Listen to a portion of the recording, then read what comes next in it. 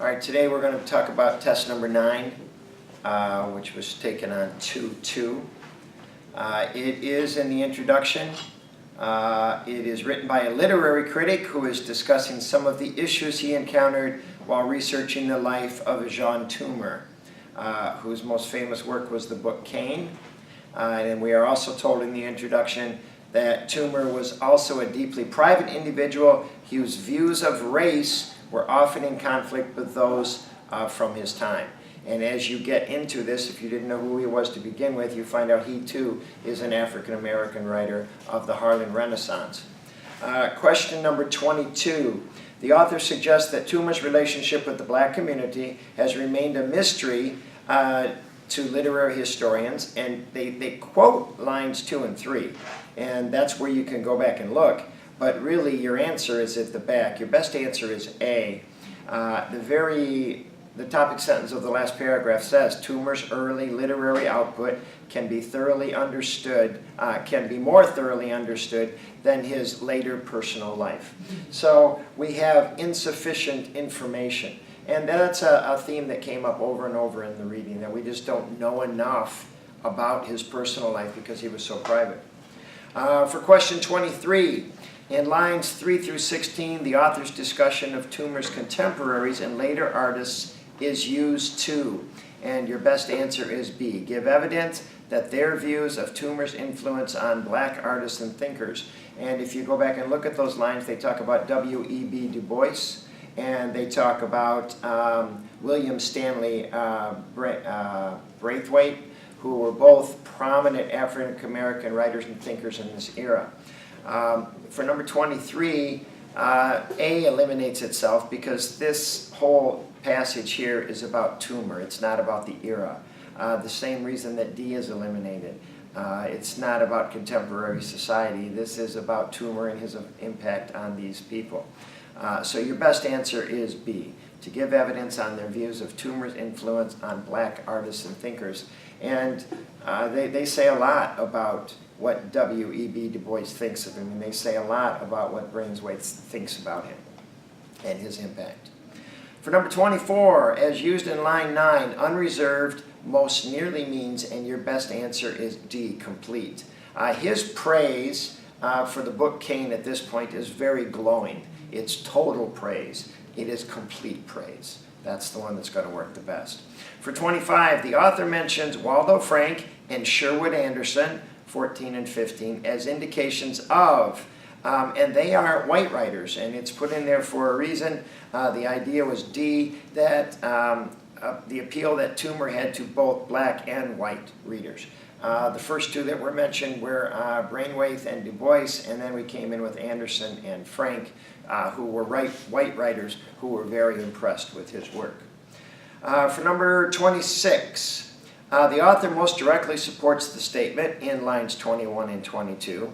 And if we go look at line 21 and 22, for many black artists in the 1930s and the 1940s, Jean Toomer was an inspiration. Where does he show that support? And your best one is D, aspects of Toomer's art that showed a new way. And if you go on and look through the rest of that paragraph, could incorporate influences. He melded. He had an innovative style. Authors didn't have to be defined by his race. So if you look through that paragraph, your best answer is D, because that's what we're getting at. The topic sentence that they're alluding to in 26 really directs you towards answer D. Number 27, these scraps most directly refer to evidence that, and if you look at line 49, they're talking about scraps. They're talking about the actual detail of Toomer's biography, A. They just don't know that much about the man. He was so private. B, C, and D, none of those work, and if you pick any of those, you were just misreading the passage. They are not going to fly. For number 28, in lines 50 through 53, the author discusses race activism primarily to A, demonstrate that Toomer's racial attitudes were atypical. Martin Luther King and Malcolm X are both put in there to contrast the difference between those two men and Toomer. His his attitude was not typical of African Americans at the time. It is not B, to praise the civil rights movement. That's not the purpose. You shouldn't have seen that. To refer to a major equality movement, no. It's really about comparing and contrasting the men. To state that Toomer had no interest in contemporary race relations, no, his approach was different. It wasn't that he didn't have any interest. So your best answer for 28 is A.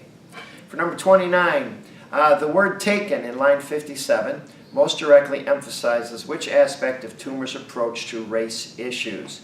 And C, if you look at the line, C is your answer. His focus was on smaller matters. It talks about he was more interested in his church, and he was more interested in local issues. He was a friend of the societies of the Quakers, and that's where his interests were. They were local, smaller issues, C. For number 30, lines 61 through 67, the author emphasizes which point about Toomer, and your best answer is B. His attitude towards race was rooted in private and philosophical concerns.